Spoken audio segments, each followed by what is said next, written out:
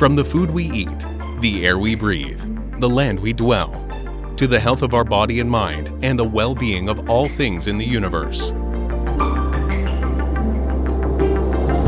Unlock the science with Chula Radio Plus. Welcome to Unlock the Science. I'm Lawanjira Suladet. In early 2021, at the International Film Festival Rotterdam, a Thai film director, Taiki Sakpisit, emerged as the winner of FIPRESCI Award for his film, The Edge of Daybreak. The jury, consisting of international film critics, honored the film for its mysterious atmosphere and rich imagery in depicting trauma and violence. Film Festival Rotterdam, whose mission is to champion independent filmmaking, is among the top-tier film festivals in the world. Several Thai films had won awards at this festival in the past decade. Taiki Sakpisit's The Edge of Daybreak is a monochrome film about a family's mental state, reflecting the troubled history of Thailand, an implicit history spanning from the oppression of the student uprisings in the 1970s to the 2006 military coup. This is Taiki's first feature-length film. Although he has been making video art and installations for more than 10 years, his winning of this film award emerged as deja vu. Most Thai people don't know who he is. It is similar to the time when Apichatpong Weerasetakul won his very first award for Cannes Film Festival in 2002 for Blissful Yours. Back then, people asked, who is this guy? Apichatpong has risen to make his name in world cinema and is a giant figure in Thai indie film circle. He continues to win awards, in particular at Cannes Film Festival, including the Palm Dog or Golden Palm. His latest film, Memoria, starring the versatile Scottish actress Tilda Swinton, was shot entirely in Colombia. The film has already been selected for the main competition at the 2021 Cannes Film Festival. But most Thai people are not aware of these films. They are hardly shown in any local movie theaters or on mainstream television or cable networks. In short, Thai people are not exposed to these films. Even Apichatpong's Palm Dog film, Uncle Bunmi, Who Can Recall His Past Lives, got a very limited theater release in Thailand and was screened on cinemas only after he got the award. Part of it, as he mentioned in an interview, was that he had no budget to waste in promotion. Promotion is a key marketing tool to make a film known and draw people to see the movie. In Thailand, there are more than 300 foreign movies, mainly Hollywood blockbusters, shown in theaters yearly. In contrast, there are fewer than 50 Thai movies shown in theaters in a year. And among this small number, only a few are independently made movies. A study by Purin Pictures, a film fund based in Thailand aiming to support independent cinema in Southeast Asia, revealed that in 2018, there were 26 Thai indie films produced. So, where have all these films gone? We will get the context in the discussion with two indie filmmakers, Anocha Suwichakornpong and Sopawan Boonnimitra. Anocha is a film director and producer. Her work is informed by the socio-political history of Thailand. Her first feature, Mundane History, won numerous awards including the Tiger Award from Rotterdam. Anocha's second feature, By the Time It Gets Dark, centers around a student massacre in 1976 in Bangkok. It was premiered in Locarno in Switzerland and has been screened in festivals such as Toronto, BFI London, Biennale, and Rotterdam. The film has won 3 Thailand National Film Awards, including Best Picture and Best Director, and was Thailand's submission to the Oscars. Anocha also co-founds and co-manages Purin Pictures. Our next guest is Assistant Professor Dr. Sopawan Boonnimitra, Head of Motion Pictures and Still Photography Department, Faculty of Communication Arts, Chulalongkorn University. Dr. Sopawan is also a filmmaker and visual artist whose works explore people who are in the fringe of society. Her first feature film, Ismus, which touched on Burmese migrants, was selected for the new current section at Busan International Film Festival. Recently, Sopawan has finished 2 feature-length documentaries. Now, let's get behind the scenes of Thai indie filmmakers with Anocha and Sopawan. So how would you define Thai indie film? Let's start with Sopawan. Right now, it's a little bit narrowly defined. We still referring to independent cinema, as like difficult films, something with like minimal dialogues, something with like atmospheric film. But I think we could, broaden the definitions to, have the more alternative for the audience. Yeah, I would second that. I feel like the term indie film in Thailand is interchangeable with art house cinema, but I don't feel that should be the case. I also feel like you can make like hugely like dramatic or entertaining film and make it in a way that is still an independently made film, so that it can be an indie film made outside the studio system, but it can be like a real drama, with maybe complicated in terms of plots, but we don't really see many, if any, of that kind of film. Maybe a little bit, maybe with Nawapon. That is Anocha.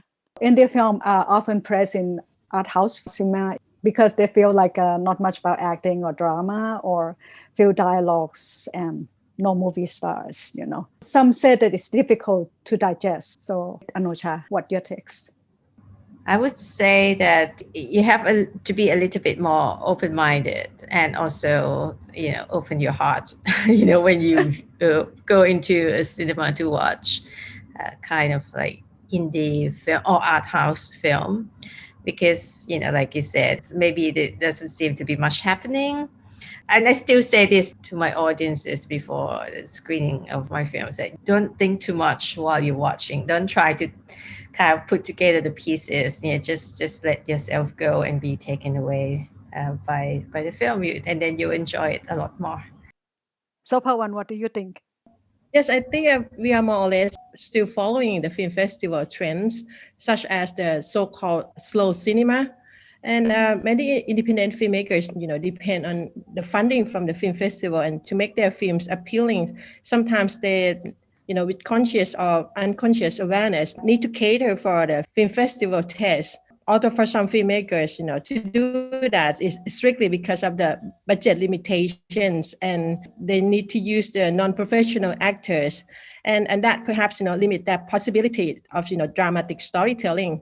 And sometimes it's about the director vision and director intention, to create something that in opposition to mainstream cinema, a minimal film to go against the extravaganza of Hollywood cinema. Will we ever see Thai indie film get commercial success? I think, again, if the definition is broader, like an indie film can still have like famous stars, can have like plot, maybe a little bit more entertaining for the viewers, then yes, I think that indie films can be commercial success. But art house cinema, if you're talking specifically about art house cinema, I think it's quite hard to have a commercial success. You mean this is also true in terms of art house cinema in Western world? Anywhere. And I just want to add that, I think for some country, maybe it's possible, like France, and perhaps in South Korea as well, because they have that strong culture, and the audience have an open mind, and they want to see a challenging films.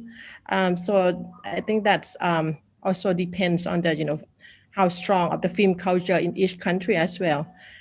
But to get a commercial success, like in any other countries, you still have to have like the audience in mind. The mainstream cinema audience is different from art house cinema audience. So it's difficult to make the film that can appeal to both sectors. So there have been recognition and attention of Thai indie film from international film circuits. So what quality in Thai film that appeal to International Film Festival and critics, Anocha? Oftentimes the independent films are driven, and not just Thai indie films, any independently produced films very often are driven by the director's vision. I think aspect quality of these films are to do with the director's vision, and the films offer a glimpse into a particular culture, and that's maybe the reason why these films have an appeal to international audience. With commercial films, the films tend to be driven by like the plot or characters, but like with the indie films, sometimes there's very little plot, or characters seemingly don't do very much, but the films focus on atmosphere or social life of a particular milieu, place and time. And so I think the international audience, the people who are interested in other cultures, they tend to find it interesting to look at other cultures through the cinema. What your thoughts, Sopawan?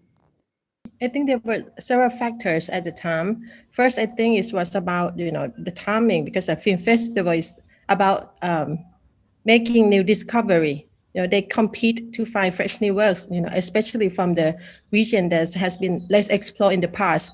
Like for example, in the 1990s, the focus was on film directors from Iran and East Asia, and the interest was continued on Southeast Asia in the late 1990s to the beginning of 2000s. At the time, Southeast Asia was in the financial crisis state. So I think the world is looking at the Southeast Asia region. The second factor is because we have the new crop of directors who have experience in making advertising films. By combining the visual spectacle and new narrative styles, these new films, also deeply rooted in local sensibilities. Ranging from Abhishek Mistress Object Unknown to Visit Sasana Tiang's Tears of the Black Tiger. This combination, made these films appealing to international audiences, I think. And how competitive it is to get into those festivals? I think this question is, Anocha will, better answer than me. But for me, it's very competitive, especially for the newcomers, because, the film festival is a big network. It's very difficult to submit the films by yourself and have it selected. It's also depending on the trend as well. Right now, if you like a female directors, you have more chance. Or if you come from the Central Asia region, you have more chance. It also depends on the trend of the film festival. For the awards, like in any other competitions, sometimes it's about the politics, and sometimes it's about the statement of the film festival. But of course, the film has to have the merits in itself. I think Kuyu has already answered like really in the like most eloquent way about the festivals. The thing is, there are so many festivals, film festivals worldwide. In the industry, people often call it the A-list film festivals, and then there are only a handful of these ones. These like Cannes, Berlin, Venice, maybe Cannes, Rotterdam, Busan. I mean, these are really like A-list film festivals, and they're hard to get into. And then they're like a second tier, third tier. So it depends, what kind of film festivals you're talking about. In the US alone, I think there are like thousands of film festivals, and some actually exist just to make money. I mean, whether you like it or not, it's true. There are those film festivals that charge the filmmakers in order to screen the films, and those are the film festivals that you better steer away from as a filmmaker. They're like money making machine. They're not. I wouldn't even call them film festivals, but I just want to say this because sometimes the term film festival is used very, very liberally. We will continue our discussion after a short break. You are listening to Unlock the Science on Chula Radio Plus. Cinema culture in Thailand centers around Hollywood blockbuster and star-studded local studio movies, where promotion is well planned and heavily invested. These are movies which theater operators give priority to, as they are expected to generate high revenue. This is also true with terrestrial TV, which remains the dominant mode of mainstream television in Thailand, and subscription cable television. As they depend on advertising revenue or subscriber fees, it is on the safer side to program well-known movies even they are old. However, with new media platforms such as streaming, we may have options to see more independent cinema. A study by Purin Pictures shows that Southeast Asian indie films earn their revenue most by sale via video on-demand streaming, which has become the dominant distribution channel of these films. In 2018, this study said 30% of Southeast Asian indie films' revenue was generated by subscription video on demand, or SVOD. This was followed by 21% of earning from screening fees for screenings such as at festival or museum exhibition, and 13% from cable TV, and 10% from broadcasting television. SVOD is provided by video streaming services such as Netflix, HBO Max, and YouTube TV. Let's get back to the film directors, Anocha and Sopawan, to hear their experience in distribution and earning issues. And why we don't see those indie film or those award-winning film? Let's start with Anocha.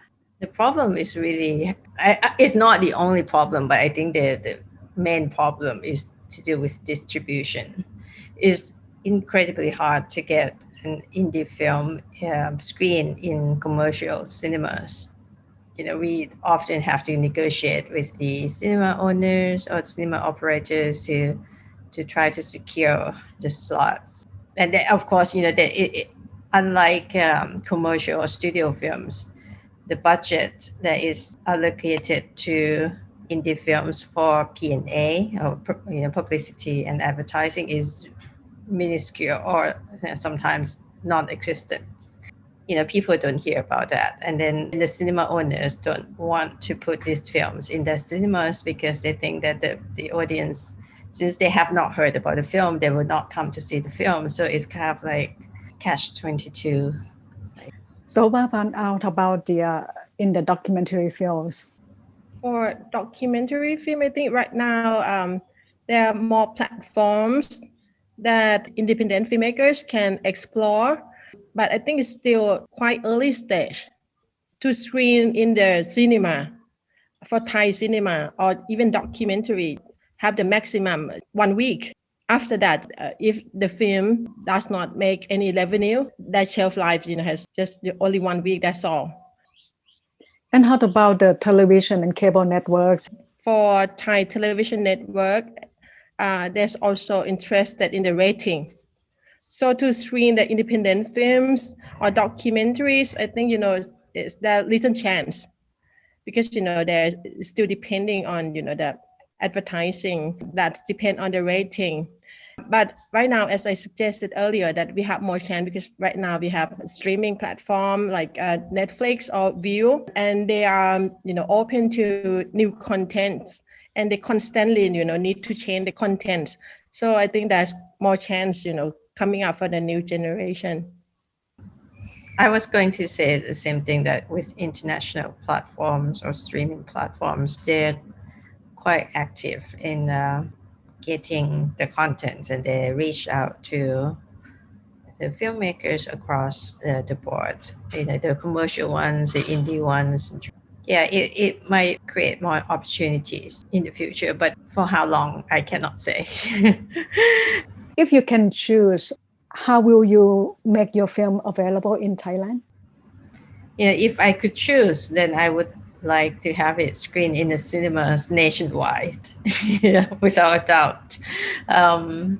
Also, we have it available on the internet, like on platforms like iTunes. It's already available on Documentary Club. Also, streaming platforms like Netflix. Yeah. What the situation with indie filmmakers in other country when they get award? Do their film get shown in their local markets? Sadly, I think it's quite similar to Thailand. Mostly, as far as I know, independent filmmakers are kind of similar wherever you are. You know, the kind of films that you make get limited distribution and appeals only to certain demographic within your country. But the people who watch them are really dedicated fans. But they're not a huge group of people. Of course, there are cases where some films do better than others, but generally speaking, these films have limited audiences. Classic questions of funding. Where do the funding for the indie filmmaker come from? I can only speak for myself. For my films, I try to actually make it a little bit differently each time in terms of funding. The first film, I got some funding from International Film Funds, but it wasn't enough to cover the whole production expense. But that was my first feature, so it was very hard to get off the ground. And I then borrowed money from my family and friends. And then later on, when I managed to get funding for post-production, I offset the production costs and then paid back. With the second film, it took longer to make, but I managed to get more funds from abroad, but also in Thailand. And then with the third film, I did crowdfunding. So I try to, not repeat myself, because getting film funds is very, very hard. You have to kind of reach out, spread your net wide, so to speak. So Pawan, what is your situation? For me, I resource to every means I can get, whether personal saving and NGOs funding, government funding, and as well as international funding. But the international funding is, like a chance to get into the film festival is also limited, and people all over the world scrambling for the same money. So with the limited money, the film festivals need security and certainty. So the money often, go to the same experienced producer or directors. So, that's very competitive. But right now, I think that there's more chance, especially for documentaries, because, we have the funding from various government agencies and NGOs. That's also an alternative, for documentary filmmakers. Can Thai indie filmmakers earn a living from making films, or can it be a career? For independent films, you mean? Right. Just independent? No. If you want to be an indie filmmaker, you have to have many things going, like not just making films. If you're a commercial director, yes, you may survive and may even flourish as a filmmaker as a career. But to make indie films, most people I know have many jobs. Yeah, they do wear different hats. I make film, and then I occasionally I teach. I was actually teaching full time in the US in the last 2 years, and then I moved back here, and I still teach once in a while. Actually, I agree with Kunmai, that just answer these questions. I think it's quite difficult because, independent films, for me, does not make much money. You need to make and made in every way you can. My students, if they want to go into this route, they have to do other jobs as well.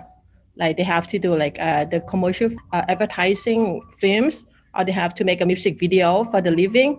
And then, if they have time or energy, they will, continue to do their independent films by applying for the funding from International Film Festival.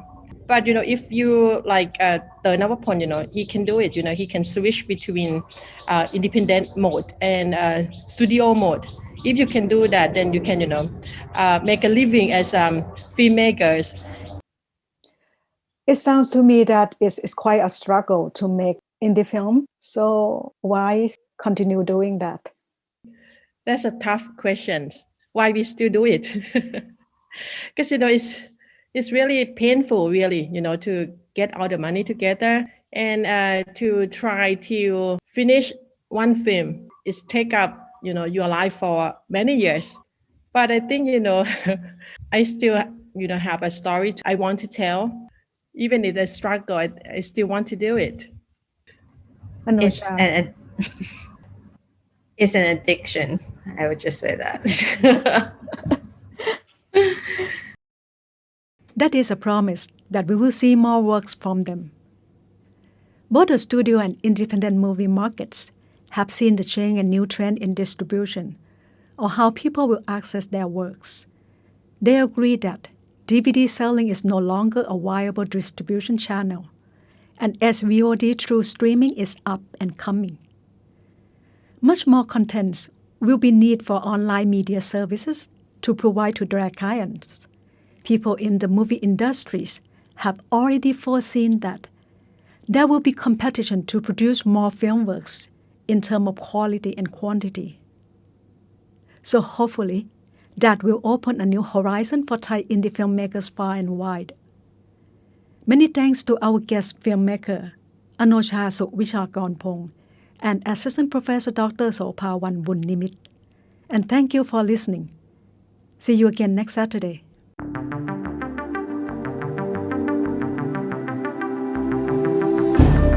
Unlock the Science is edited and produced by Sinfa Tunsarawut with Lawan Jirasuradet as the program host and co-producer.